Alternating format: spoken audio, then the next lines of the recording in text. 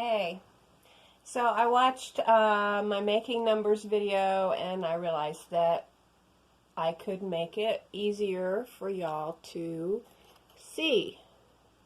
So let's see. How about that? All right, let's try to do it again so you can see better. Okay, I'm learning, guys. So here are my numbers. I'm going to make some big numbers. So, okay.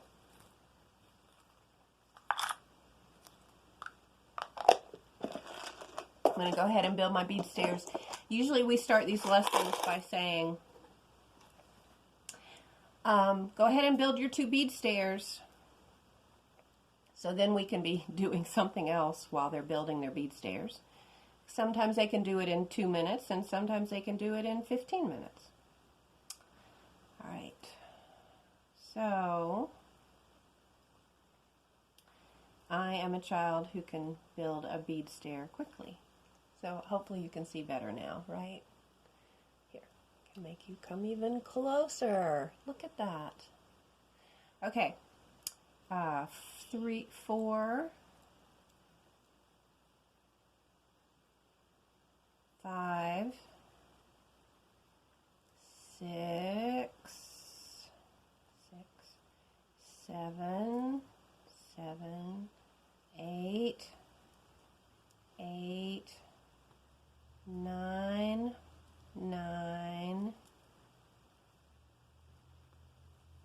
10. Okay, as I said in the other video, I don't know why we call them bead stairs because they're really bead triangles, but that's okay. And as I wrote in the notes for the other video, when we're making numbers, we use 2 numbers together, not 3 or 4 or 5. Because of course, if you're making 10, you could have 1 together with 2, together with 3, together with 4, together with another 2, I guess. Let's see. 6, 7, 8, 9, 10. There, we could make 10 that way, but one of the goals of this is to teach number facts, and it's easier to get them in pairs of 2 and to hold them in your head. And also, the patterns are really obvious with the bead stairs with 2 numbers. With a real advanced child, you could certainly do this, but this is not the goal of this lesson. The goal is to make a number using 2 beads, and of course one of the beads that we use is the 0 bead, which the children know is no bead at all. So 4 together with 0 makes 4, and the children have been using 0, so they understand that 0 is a number. Okay, so we're going to use 2 beads from our bead stairs to make numbers. So I got 9. And if your child gets confused with 9 and 6, which is very, very common, what a lot of the materials do is put a line to show you where the bottom is. So this is a 9 instead of a 6. And we also just say a 9 has a big head and a 6 has a big bottom. But I mean, they get it confused until they don't anymore. Okay, I'm going to turn this around so that I'm looking at it correctly. Okay, so I'm going to make 9. So I know that 9 together with 0 makes 9. I know that 0 together with 9 makes 9. All right, am I done? No, I'm not done. There are more ways to make 9. All right. How about 7? So I'm trying to be a child here. 7 together with 3. So as the adult, you can see that's too big, but let's try. 1, 2, 3, 4, 5, 6, 7, 8, 9, 10. Up, too big. Okay, so let's try 2. 1, 2, 3, 4, 5, 6, 7, 8, 9. Ah! 7 together with 2 makes 9, so probably 2 together with 7 makes 9. Some children figure this pattern out before other children. That's okay. We're letting them figure it out. We're not teaching. We're letting them figure it out. So if this is not the next thing they do, that's okay. We're watching. We're seeing where the holes are in their learning. So if the next one they do is 10, that's okay. All right, see if 10 makes 9. 1, 2, 3, 4, 5, 6, 7, 8, 9, 10. Oh, 10 is too big. Okay. So how about 8? 8 together with 3. Let's try that. 1, 2, 3, 4, 5, 6, 7, 8, 9, 10, 11. Up, 11 is bigger than 9. Okay, that won't work. Okay, how about 2? And you don't have to point out anything here because they're figuring it out. 1, 2, 3, 4, 5, 6, 7, 8, 9, 10. Up, that's too big too. Okay, let's try this one. 1, 2, 3, 4, 5, 6, 7, 8, 9. All right, 8 together with 1 makes 9. Okay, let's try 4. 4 together with 5. Okay. 1, 2, 3, 4, 5, 6, 7, 8, 9. Okay. How about 6 together with 4? Ah, here comes Jenny again. 1, 2, 3, 4, 5, 6, 7, 8, 9, 10. Oh, that's too big. All right. 1, 2, 3, 4, 5, 6, 7, 8, 9. All right, that makes 9. Okay, how about this?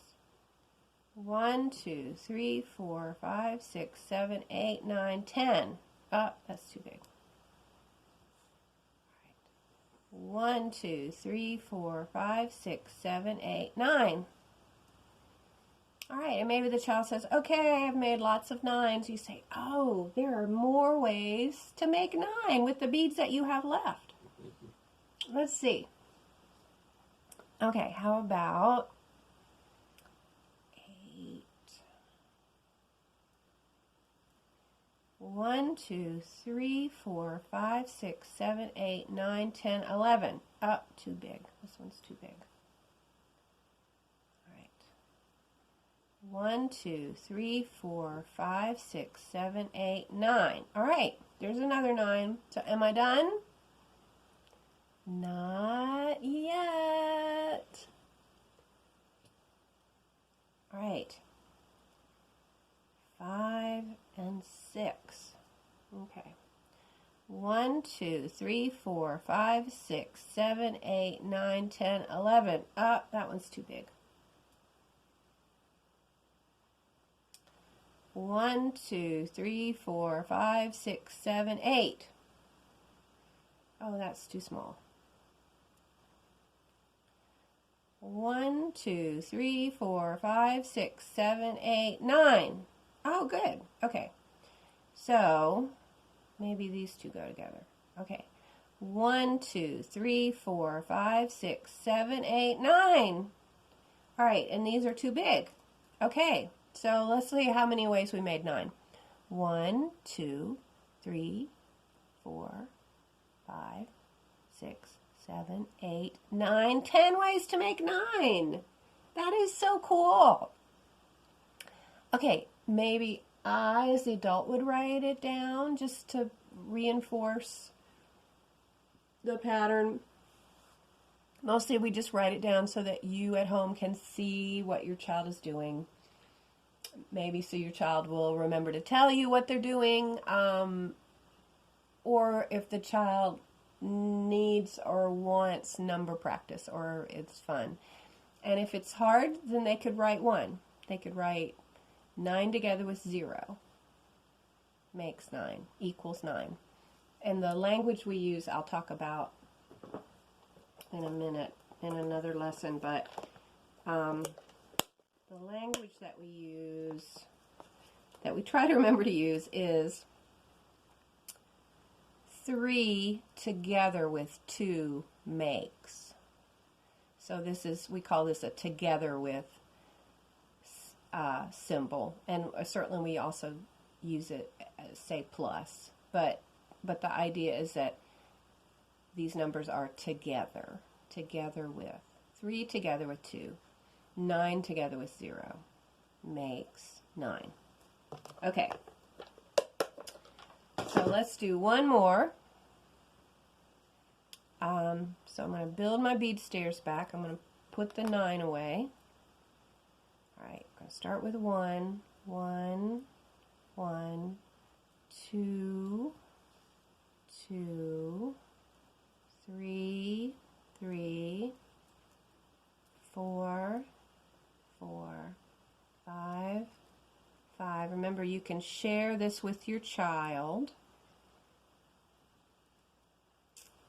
So you're a team and not always the teacher, especially since there aren't any other children there or the children are not at the same level. Okay, 2 bead stairs, 2 bead triangles. Okay, so I have one more number, 8.